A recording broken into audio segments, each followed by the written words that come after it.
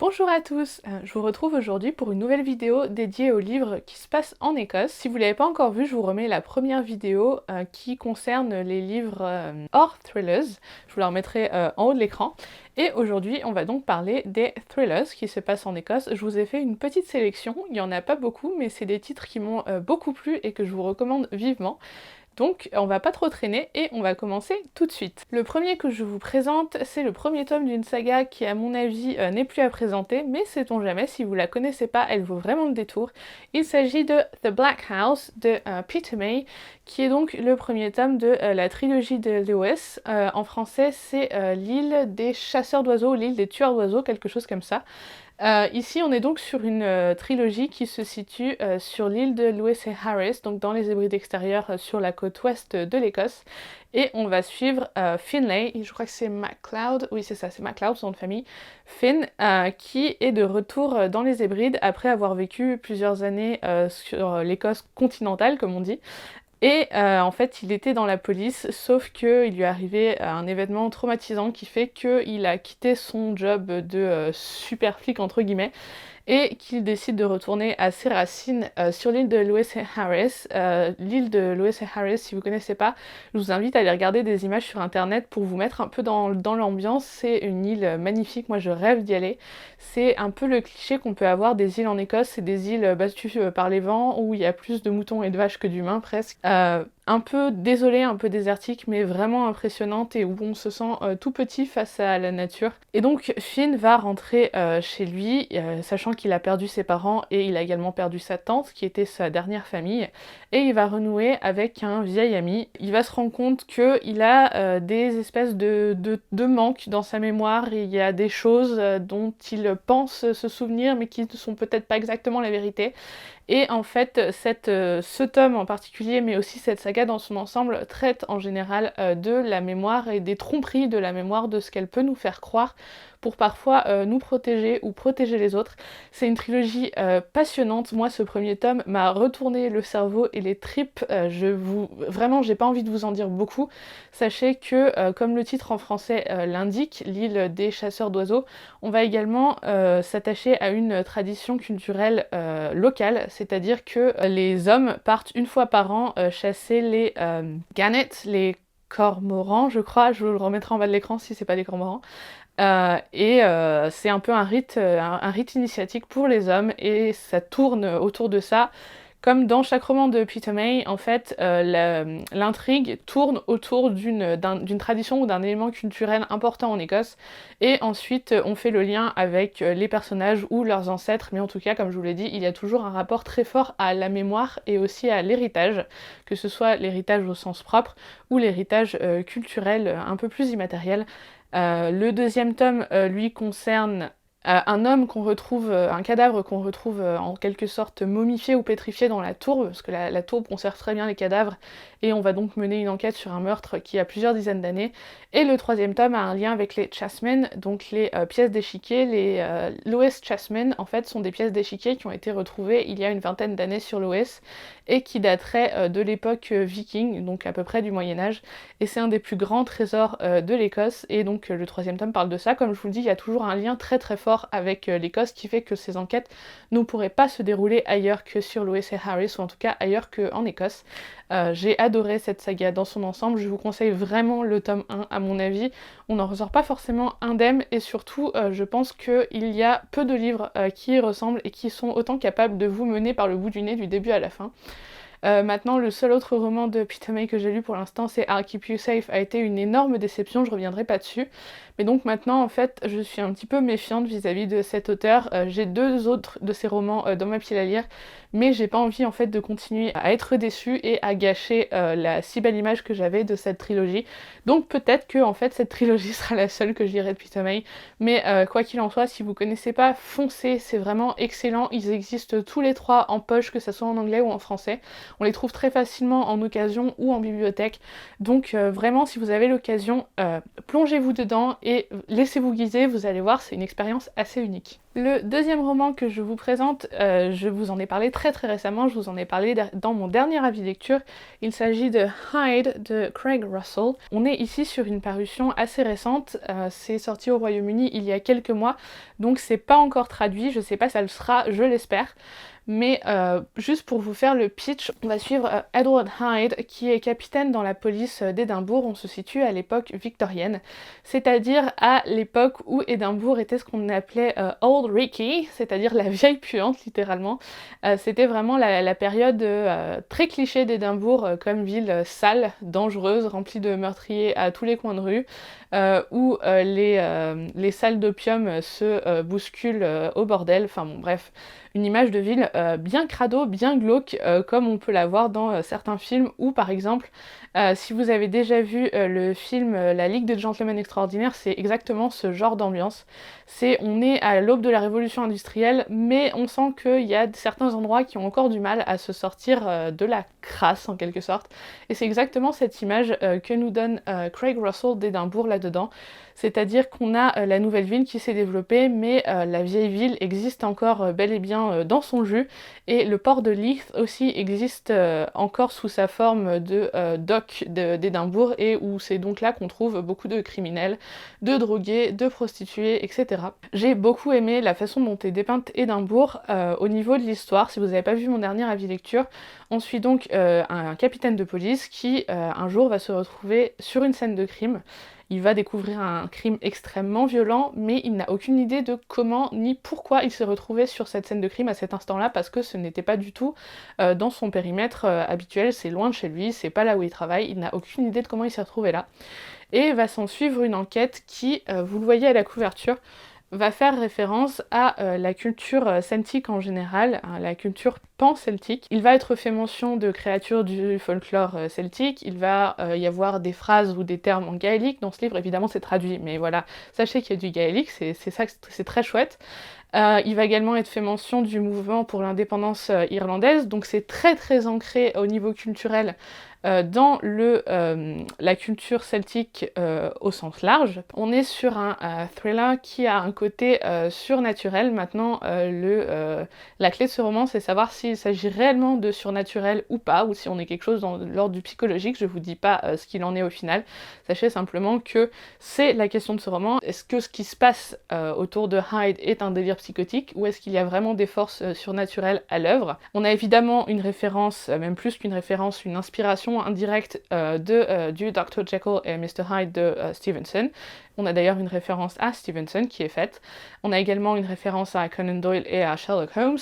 C'est un thriller très sympa, mais surtout je l'ai mis dans cette sélection parce qu'il est très original. Si vous avez envie d'une part de découvrir une facette d'Édimbourg pas franchement glamour, mais surtout d'avoir une touche de surnaturel, ou en tout cas quelque chose qui vraiment vous amène à vous questionner sur ce qui peut être vrai ou pas, foncez, c'est super chouette, et en plus ça vous permettra peut-être d'en apprendre un peu plus, comme je vous le disais, sur la culture celtique, et c'est surtout ça qui m'a plu. Moi, l'enquête en tant que telle ne m'a pas plus convaincue que ça, mais je l'ai quand même inclus parce que niveau folklorique et culturel, j'ai trouvé ça très bien mené.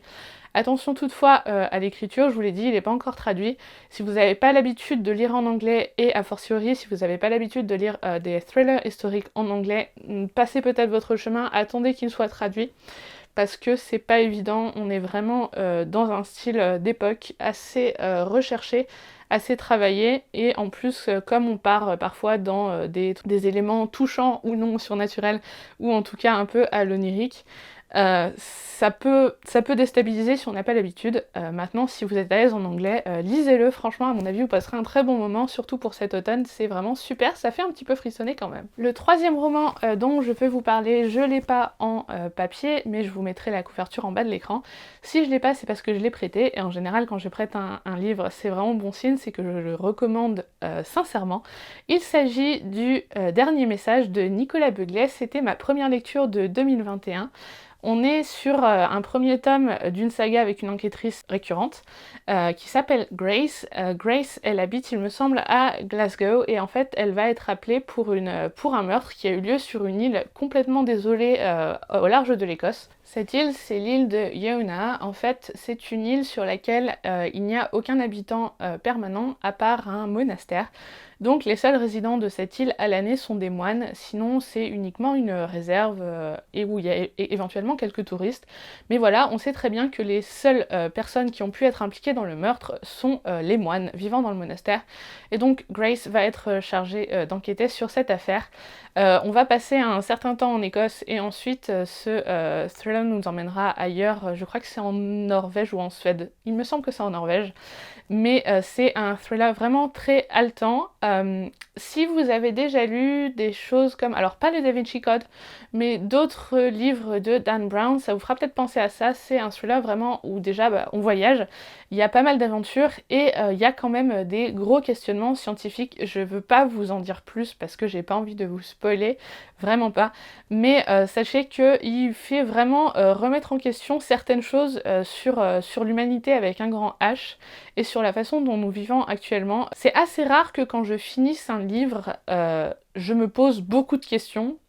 En général, si j'en suis encore à me questionner plusieurs heures, voire plusieurs jours après l'avoir lu, je sais que ce livre m'a vraiment beaucoup marqué, et là c'était le cas. Je me souviens avoir passé la soirée après l'avoir fini à réfléchir à certaines choses. J'ai vraiment pas envie de vous dire de quoi il va s'agir, donc vous êtes en train de vous dire « ça sert strictement à rien ce qu'elle nous raconte », mais sachez que c'est très très bien mené. Il y a un mot de l'auteur à la fin qui explique justement le côté scientifique. Concernant les autres aspects du roman, je m'étais beaucoup attachée à Grace, même si on se rend compte assez rapidement qu'elle a une part d'ombre qui a l'air assez importante, assez prenante et qui a l'air d'avoir surtout beaucoup influencé sa vie. Le tome 2, ou en tout cas la suite des aventures de Grace, vient de paraître. Je me le suis acheté, vous l'avez peut-être vu dans mon book haul de retour de France, je vous le mettrai en haut de l'écran là encore. Mais j'ai vraiment hâte d'en apprendre plus sur Grace. Et sinon, le décor de l'île de Iona, ouais, c'était vraiment, ça faisait en fait huis clos, même si on y passe, comme je vous l'ai dit, pas tout le roman. Le début fait vraiment huis clos, très très oppressant, assez angoissant, et le décor du monastère en lui-même, pareil, ça rajoute un côté très austère et assez sombre que j'avais beaucoup aimé. La plume de Nicolas Beuglet est très très agréable, très fluide, donc vu que le dernier message vient de sortir en poche en France en plus, eh bien foncez, vous le trouverez très facilement et je vous le recommande à 100%. Alors, une autre saga que je n'ai pas avec moi, il s'agit de la très très connue saga de Ian Rankin qui tourne autour de l'inspecteur Rebus, donc l'inspecteur Rébus, dont le premier tome s'appelle Noughts and Crosses et qui se passe à Édimbourg. C'est le seul que j'ai eu de la saga, je l'avais lu il y a quelques années quand j'étais en fac. Bizarrement, j'étais en LEA et ils nous avaient donné ça à lire. Je vois pas trop le rapport avec langue étrangère appliquée, mais bon, que voulez-vous, au moins ça avait étendu ma culture littéraire. C'est du polar, ma foi, assez classique. Si vous avez déjà lu par exemple du Charcot de Franck Tillier, ça vous fera peut-être penser à ça, parce que Rebus est un inspecteur, ma foi, assez torturé, avec pareil, ses zones d'ombre, son passé très lourd. Et le premier tome revient sur un serial killer qui justement, alors ça fait quelques années que je l'ai lu, mais qui justement fait un lien avec le passé de Rebus. C'est un livre que j'avais lu avant de venir en Écosse pour la première fois, donc moi ça fait 7 ans que je suis venue en Écosse pour la première fois. Je l'avais lu avant et ça fait partie des livres qui m'ont marqué parce qu'ils décrivaient certains endroits d'Édimbourg qui aujourd'hui font partie de mon quotidien, mais qui à l'époque m'avaient vraiment fait envie, notamment, et je me souviens que dans ce livre, le commissariat se trouvait très proche des Salisbury Crags, donc les balcons d'Arthur Seat, les falaises qui se situent juste en dessous du volcan à proprement parler, et c'est un endroit que j'adore. Mais voilà, ce livre fait partie un peu de mon imaginaire entre guillemets d'Édimbourg, même si c'est très bizarre à dire comme ça quand on connaît les livres de Ian Rankin, mais ça m'a marqué. Et si vous aimez encore une fois les polars assez classiques, il n'y a rien de très très novateur, franchement j'ai lu bien plus original chez d'autres auteurs, mais sachez que ça reste très efficace et que c'est une saga vraiment très très longue. Je crois qu'on doit avoir peut-être 20 tomes, quelque chose comme ça, mais sachez que ça reste très très sympa, classique certes, mais efficace, sinon ça aurait pas tant de succès. Dernier livre dont je vais vous parler, et oui, comme quoi je sais être rapide. Il s'agit d'un livre dont je vous avais parlé dans ma vidéo dédiée aux Cozy Mysteries. Encore une fois, je vous remettrai le lien en haut de l'écran.